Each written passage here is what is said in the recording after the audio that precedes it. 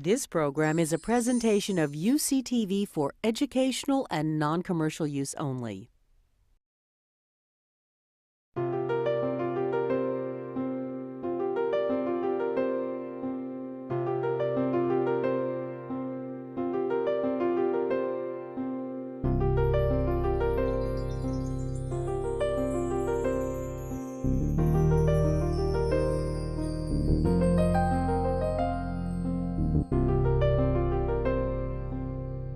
I did actually want to briefly acknowledge how much my own graduate training and work at Yale had impact on what I'm doing, and that even though it was quite a long time ago, one of my mentors there was Judith Rodin, who I think a number of you may be familiar with her work, and I was influenced in a very profound way by her addressing the issue of internal versus external response to food cues. And the focus had been more on focus on external food cues, but I had also begun my training in psychophysiology and models of biofeedback and self-regulation. I said, wait a minute, part of what's going on here is a disconnect with the internal experience. And that what really has fed into, to use a pun, my work ever since then. I also wanted to, given I thought the last speaker's talk was beautiful, I wanted to acknowledge that part of what was going on for me at Yale also was that I was struggling also with a fairly significant binge eating disorder. And I started to think in terms of, wait a minute, what about this internal-external thing? And also giving myself permission to shift my relationship with food. And I did something very simple. It felt like I can still remember the aha experience. I said, my typical binge at night consists of, whatever, the donuts or something rich and fat and sweet. And I'm going to shift that to lunch. And I'm going to start eating that food for lunch. And I'm going to really give myself permission to eat it. And what's more is I'm going to let myself enjoy it. And I'm going to take a sort of meditative stance around this too, because I'd already started doing work with meditation at that point as a psychological process. And it was profound. Almost immediately I found I had a shift in my own relationship with my cravings and my urges and the binging. It didn't drop out immediately. It wasn't quite that magical, but it really shifted very quickly. And I started to continue exploring how to work with both that insight, but also the fairly profound grounding that I was getting there in basic food intake regulation research. And so I'm going to be making some reference back to that, but I'm going to give you a little bit of story of where I've gone from there. So, if you've seen this cartoon before, if you've heard me talk before, you've seen this cartoon, because I always use it, because to me, what it is, it illustrates that struggle, that sense of, God, I want that, but I mustn't. I'm going to be talking about theory of disordered eating, touching on self-regulatory issues, theory of mindfulness and acceptance approaches, and our clinical research program on MBE to date. So this I'm going through quickly. You've heard most of this. Our biology definitely and our conditioning sets us up for a variety of very challenging issues. So they're definitely high preference for high fat, high sweet foods. Normal eaters have that, most of them. Oh, I forgot to mention one other important thing at Yale. One of the studies that I did at Yale was trying to assess patterns of relationship to eating among Yale undergraduates, very few of whom were obese, but a good number of whom we knew were struggling with eating disorders. This was in the late 70s, early 80s. So what we found is we identified 6 subgroups of using a cluster analytic approach, 6 subgroups of Yale undergraduates. We had a disinterested eater group, which you want to keep out of this kind of research unless you want to study them, because they'll really throw everything off. They don't care about food much. Then we had a group but everybody else pretty much said, yeah, I like food. I use food to celebrate, and I eat more when I'm stressed, which was really interesting. But the individuals who had problems with eating out of control were the ones who had the clinical or subclinical eating disorders. They were the heavier ones. The ones who said, yeah, I sometimes eat out of control, sometimes eat compulsively, but hey, big deal, I make up for it later. Their weights were lower, and it wasn't an ongoing issue for them. Again, very interesting. So we have overriding physical hunger and satiety cues, evolutionary press, using food for all kinds of reasons. Again, I would make the point that isn't necessarily abnormal, and we make that point in our clinical work, over identity with food and body image, counter-regulatory behavior, and as we all are prone to, sometimes looking for overly simple answers. So, mindlessness, as I want to set up in contrast to mindfulness, we're designed to develop mindlessness around things we do habitually. This, and again, in and of itself, isn't pathological. If you've had a 16-year-old learning to drive, you really hope they get to the point where they can, a lot of it goes on automatic. We attach meaning to things all the time. We are driven to attach meaning to things. Much of that happens without awareness. We know now how incredibly rapidly the brain processes information and responds. Again, not abnormal. What I would say is response versus reactivity happens when there's a sense of loss of control, loss of choice, and intense affective valence. I would say that we were hearing about that happening in rats in the last talk.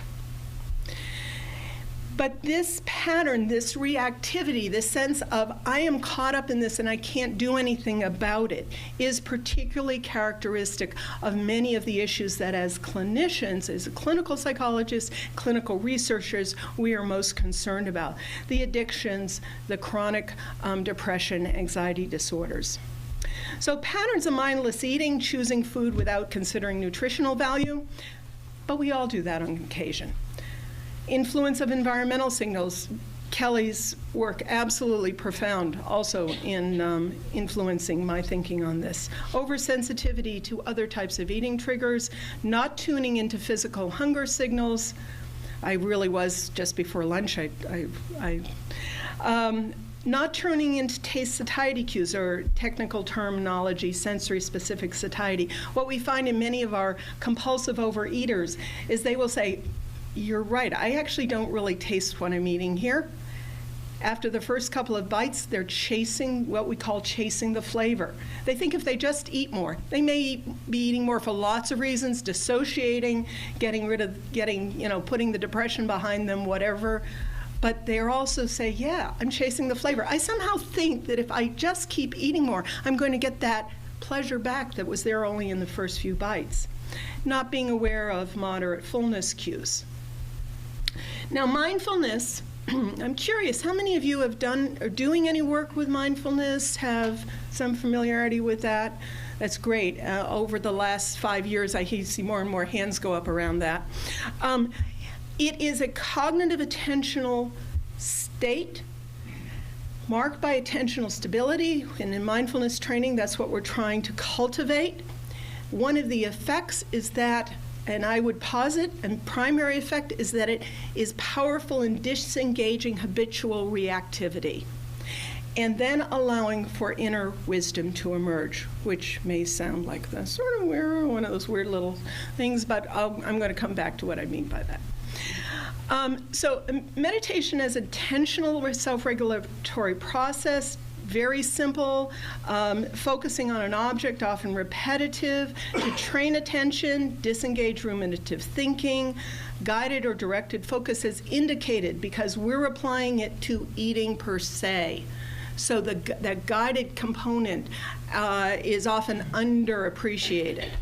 A physically awake state, we're not going in sending anybody into a trance.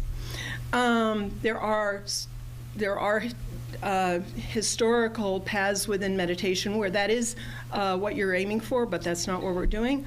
Quiet, detached noting of other thoughts as they arise, experiences, attitude of acceptance rather than critical judgment. This is a really, really important difference. We're beginning to see that in and of itself is probably tapping into an aspect of of our emotional processing that has been up to this point actually fairly underappreciated. Gentle return to original focus when attention wanders, training in doing that, and then application of this in various areas of one's life where you might in fact have distress. So how is it that these relatively simple, and they are relatively simple, neuro-cognitive manipulations have such wide range of clinical effects? The literature, it's accruing. It is by no means totally compelling at this point, but the data has been growing. You have improvement in psychobiological regulation, cultivation of emotional well-being, decrease in anxiety, improvement in anger management, improvement in behavioral regulation, Alan Marlatz in alcohol and drug addiction, the work I've been doing. Just some beginning work in smoking cessation. Much more can be done with that. Cassie Vietin is over there, has done some work in that area. Cultivation of compassion, loving kindness, spiritual well-being, and transformation. Not necessarily tied to that being a goal. So, for example, a study that we did with the mindfulness-based stress reduction at the University of Massachusetts Medical School, where John Kabat-Zinn established his program, what we found is that individuals who went through that program, absolutely no mention of religion or spirituality whatsoever, increased on a measure of spiritual well-being, and that was one of the best correlates of their improving on their sense of health, of well-being in their health issues. So what I would say is one of the things that we've been talking about is a struggle between approach avoidance. Very, very basic psychological principles. You're pulled to the food and you're afraid of it. You're pulled, that dynamic there is classic. Doesn't really need to be further explored or explained, but I'm setting the stage here a little bit. In our compulsive overeating, what we have is there's the approach, the cravings, the emotions, temptations, socializing. And what happens is as people give into that more and more, you have that growth in the binging, the overeating, the fasting, grazing. You get into a self-sustaining and increasingly self-sustaining cycle that feels out of control. I should have put struggle in right in the middle of that, because that's what I'm referring to. There is a growing recognition, as I was saying, that we actually need to incorporate into our understanding of emotional regulation of relationship to anything that has that strong conditioned potentiality, another arena of emotional modulation. This is coming out of some of the work showing that endorphins are powerful and operate separately from these other two arenas.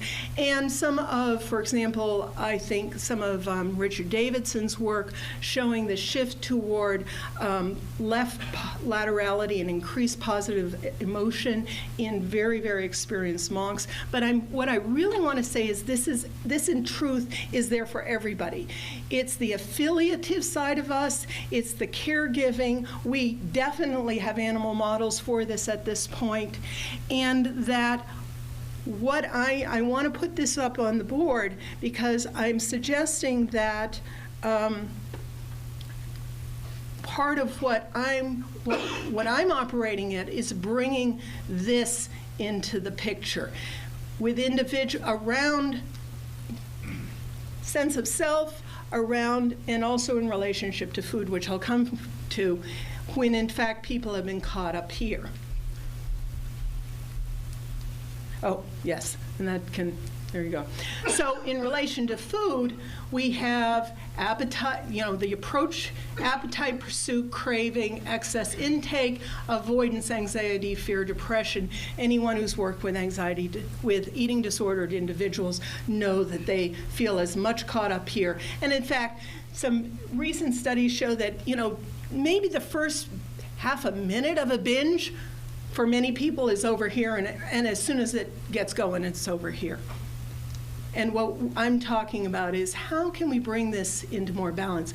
And what I would say is actually much of normal eating, much of our inner gourmet, much of the sense of, how many people enjoyed their lunch? I know I did. A little rushed, but otherwise I enjoyed it. There's comfort there. Balance. You're engaging this. And that's not necessary. I don't want to define that as pathological, right? Right, okay? It isn't going to be the food industry that gets on Kelly. It's going to be Gourmet Magazine. Gourmet Magazine went out of print. Yeah. But you know what? There is a positive side of that. So mindfulness meditation, what we're doing is we're first heightening awareness of that reactive process. We are then helping people disengage automatic reactivity specific to a targeted experience. I'm going to give you a brief sense of what we have in our program, but that targeted experience is around people's problem foods. We are working with people who need to relearn how to eat carrot sticks.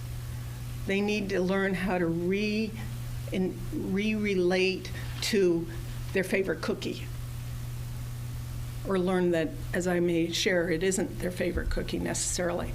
This happens in all the domains of functioning, which in fact have bearing on our eating also. And then the third stage is supporting emergence of more integrative response potentials and self-acceptance in whatever domain of functioning is being engaged. So we had a woman who went through our program, and she wasn't actually that far into it. We'd done a little bit of work with mind, being aware of hunger, being aware of making food choices, and we're talking physical hunger rather than some other trigger that might be interpreted as hunger but isn't physical. So she was in her office late morning. Somebody had brought the donuts in to the break room, and her typical thing is she went in, she got one or two, she'd gobble them down, she went back, she'd sneak another couple, and if the box got left there too long, the box disappeared, but not in the wastebasket, into her office. And she said she had gotten a donut. She said, okay, I'm a little hungry. I had a light breakfast about 2.5 hours ago. This is cool. This is fine. She said, I ate the first bite. It was absolutely delicious. I had the second bite. Wasn't quite so good, but was okay. Had the third bite. It didn't taste good anymore. It was too sweet. It was too greasy. I threw the donut out, and I have never done this in my life before. And we weren't telling her to do this. It came out of her own stopping, taking a moment, and saying, that's an option I have here. So we're improving emotional regulation, decreasing threat reactivity, increasing the relaxation response, heightening positive emotional response. I'm going to go through this. I just got a 5 minutes heads up. We're trying to recreate wisdom. In other words, when you back off from the automatic response, you're not in you're moving into what's called serial processing.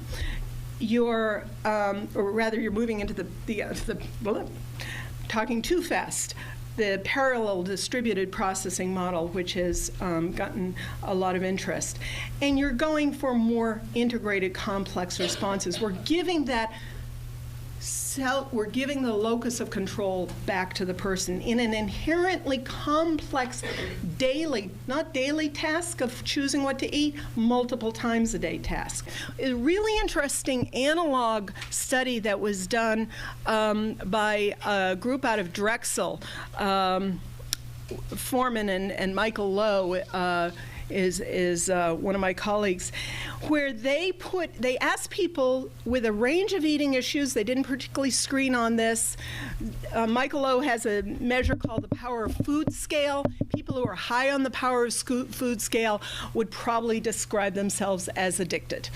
And that they asked them to carry around chocolates, not gourmet chocolates, Hershey Kisses, in a little clear bag for about 2 days. And then they had them track how compelled did they feel to eat the chocolate even though they weren't supposed to. How much did this affect them? What they found is, and then they randomized them to get 3 different, again, analog interventions. These were done in very short order, not clinical treatment model. The green line's the no instruction control. The blue line is modeled after Kelly's Learn Manual. And the red line is an acceptance-based treatment. Didn't involve any meditation, actually, from what I understand and what I read. What's interesting is that, as you can see, at the low levels, there were no differences. Low level of power of food. This is on a food craving questionnaire related to the chocolate. But the group that got the acceptance-based analog intervention, even though as their power food score went up, this went up. But what was more interesting to me was they actually asked, how much did you think about chocolate or the kisses? The green went up. The blue didn't go up as much. And the acceptance-based group started higher, interestingly, at the low end, because they were being instructed to be aware of their experience. So they went up, and they were absolutely the lowest for the people with a very, very high power of food scores. And that is a very high level. So keep that in mind. So now, let me talk about I have 1 minute left to do all the rest of it. Okay, so we train people in mindfulness meditation, awareness of triggers, awareness of physical and emotional hunger, taste-specific satiety or sensory-specific satiety, awareness of fullness, awareness of food choices. We use several food-related meditations. Raisin meditation, chocolate, cheese and crackers, cookies versus chips. Which do you really want and how do you know that? A potluck meal, and the culminating homework is they have to go out to an all-you-can-eat buffet. We've learned to give them 2 weeks to do that. Mini meditations with daily meals and snacks, forgiveness and wisdom meditations, and homework. So, this was our pilot study. It was a doctoral dissertation about 10 years ago. What we found is a steady decrease in the binge eating scale, which is a fairly sensitive, it isn't specific by the way to diagnosing binge eating disorder. Even all these people had binge eating disorder. Then our next study was funded by NCAM, average age 46, average weight 240 pounds, 9-week intervention, 4-month follow-up. We had more impact on the MBE group that didn't quite reach statistical significance, decrease in depression, greater internalization, including on the power of food scale, no average weight loss, but the amount of meditation practice people did predicted improvement in their compulsive eating indicators and their weight loss. And that was this is actually the power of food scale, and that is a statistically significant difference here between the two groups. The psychoed group was actually, this was done with Duke University, was their version of their state-of-the-art treatment done at the Duke Diet and Fitness Center for people who come in with binge eating disorder. Now, what we discovered, we were concerned we had no average weight loss. That meant some people gained weight, right? If some people lost. We realized there was a need for outer wisdom, training outer wisdom. In other words, this food is not good for you. You need to keep an eye on it. We are not giving you permission to eat as much of it as you want. Fried Twinkies and Oreos, that's a fair in Terre Haute, Indiana, which is where I am.